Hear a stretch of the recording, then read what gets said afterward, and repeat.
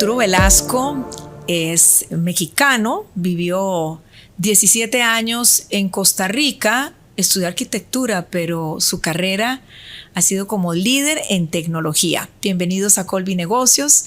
Soy Glenda Umaña y me encanta presentarles a Arturo Velasco. Pero voy a hacer ahí un paréntesis porque lo que acabas de decir es muy importante. Es una pregunta que nos hacemos todos en diferentes contextos, ¿no? ¿Qué va a pasar con el trabajo humano y con el pensamiento humano? Y a pesar de que hay mensajes confusos en ese sentido, y que tú que tienes la experiencia y estás ahí en el terreno, lo digas, ¿nos puedes desmenuzar esa partecita un poco más? Claro, con mucho gusto. ¿Lo puedes repetir primero esa frase de todas maneras? Sí, o sea, la inteligencia artificial, las herramientas no vienen a reemplazar.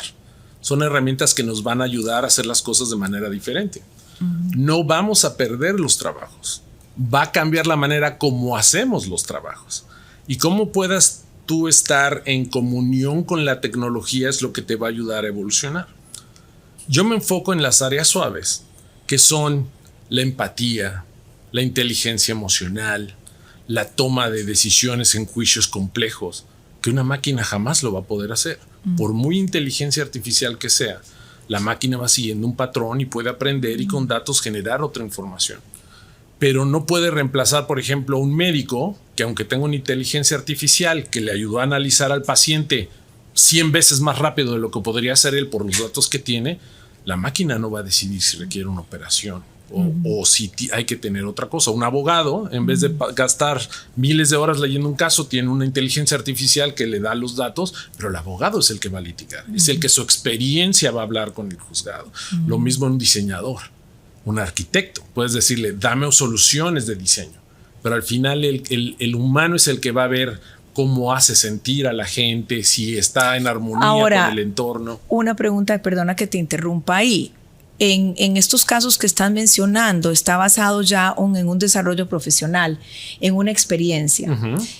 ¿Será igual para las nuevas generaciones que quizá puedan tender por la formación actual o por el contexto actual a abusar, digamos, por ejemplo, del ChatGPT y se puedan perder de ese tipo de experiencia que les permita poder emitir un criterio? Es una pregunta súper interesante y yo creo que inclusive las nuevas generaciones, yo que tengo hijos de esas generaciones, tenemos que trabajar como sociedad a volver a impulsar a los jóvenes a que volvamos a entrar en contacto humano, porque eso es lo que va a hacer la diferencia. Y por eso mi charla no está enfocada en si eres tecnólogo o no. Es tú como una persona normal, como una dedicada al periodismo como tú, un dentista, un ama de casa, lo que sea. ¿Qué tipo de skills tiene que desarrollar para que entonces pueda realmente comulgar con la tecnología y evolucionar? Ese es el secreto. Ese es el secreto. Y quiero hacerte una pregunta, porque tú que trabajaste en Google, ¿verdad?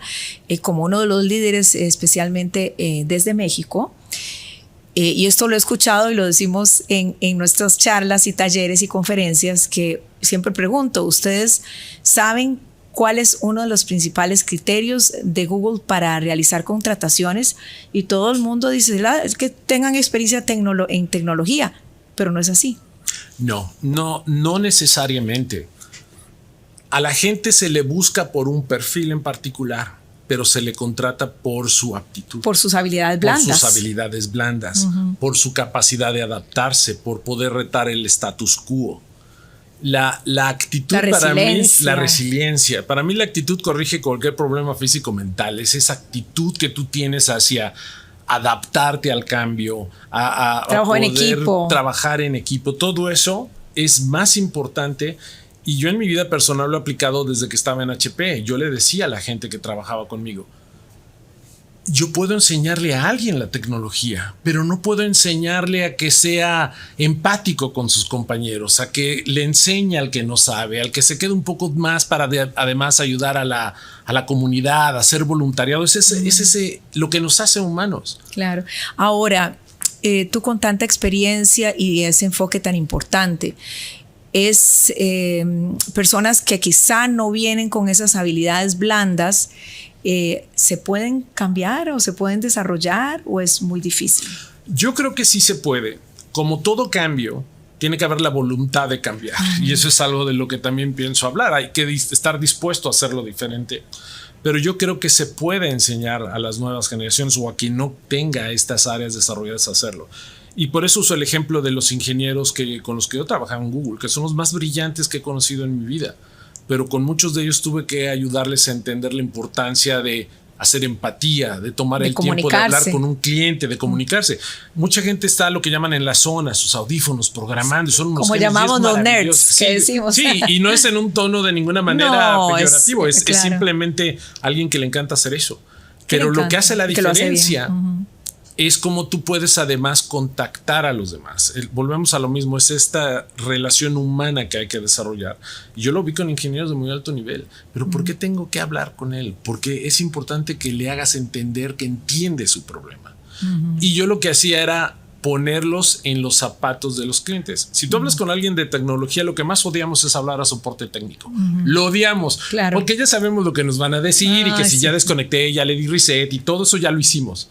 Pero les digo, ¿cómo te sientes cuando la persona que te está dando soporte no es empática, te hace repetirle 10 veces, que le repitas 10 veces lo mismo, te transfiere otra llamada y no le explicó para qué te transfirieron? Lo odias, ¿no? Digo, pues tu cliente siente lo mismo. ¿Por qué no nos ponemos en los zapatos de los demás? Entonces tratas a la gente como te gustaría que te trataran. Suena simple, pero hay que empujar a las generaciones nuevas y a la gente que igual no quiere estar tan en contacto a desarrollar esos skills, porque es lo que va a hacer la diferencia. Al final, como te lo dije hace un momento, la gente solo se va a acordar de cómo los hiciste sentir. Arturo Velasco, qué maravilla este enfoque que estás proyectando y que estás compartiendo luego de toda tu experiencia en tecnología. Lo único que no te pregunté, así rápidamente, ¿qué pasó con la arquitectura? Pues mira, yo entré a estudiar arquitectura y siendo muy honesto es porque no sabía qué estudiar. Sí, como les pasa a muchos jóvenes. Entonces yo llegué a la universidad y mi novia, que hoy es mi esposa. Bueno. Yo la conocí cuando tenía 16 años. Ella iba a estudiar arquitectura. Entonces yo pues voy a estudiar con ella. Pero ya en la carrera... ¡Qué empático! ¡Qué empático! Sí, ya que solidario. Pero ya en la carrera, cuando empecé a estar en contacto con las computadoras y todo eso, porque en mis épocas no te dejaban usar tecnología, tenías que dibujar a mano. Claro. Pero cuando finalmente entré en contacto con las máquinas, me enganchó. Te enamoraste. Dije, esto es lo mío. Y fue cuando aprendí tecnología y empecé a evolucionar. Y toda mi vida me he dedicado a estar en mundos tecnológicos. Bueno, muchísimas gracias. Gracias por estar con nosotros y por compartir toda esa experiencia. Un mexicano tico, podemos decir. Exactamente, claro que sí.